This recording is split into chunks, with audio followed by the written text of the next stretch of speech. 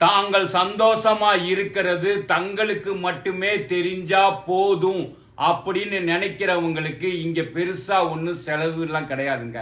தாங்கள் சந்தோஷமா இருக்கிறதா அவங்க நினைக்கிறாங்க, அவங்க சந்தோஷமா இருக்காங்க. ஆனா இங்க வேறு ஒரு சிலர் தாங்கள் சந்தோஷமா இருக்கிறதா மற்றவங்களும் நினைக்கணும் அப்படிங்கிறப்பதாங்க அந்த ஒரு சிலருக்கு இங்க பிரச்சனைகள் ஆரம்பிச்சிருது. வீடு, காரு, துணிமணிகள், பிராண்டட் ஐட்டம் இதெல்லாம் எங்க கிட்ட இருக்கு, நாங்க சந்தோஷமா இருக்கோம் அப்படின்னு அந்த ஒரு சிலர் வேடிக்கை காட்ட முயற்சி செய்யும் பொழுது அவங்களுக்கு செலவினங்கள் அதிகரிச்சிருது.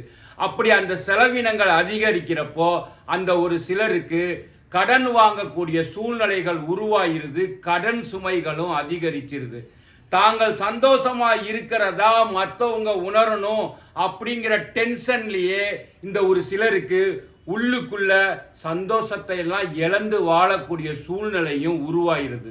அதனால நான் என்ன சொல்றேன்னா, நீங்க சந்தோஷமா இருக்கிறது உங்களுக்கு மட்டும் தெரிஞ்சா போதும்னு நீங்க நினைங்க, நீங்க இன்னும் ரொம்ப ரொம்ப சந்தோஷமா இருப்பீங்க. Be happy.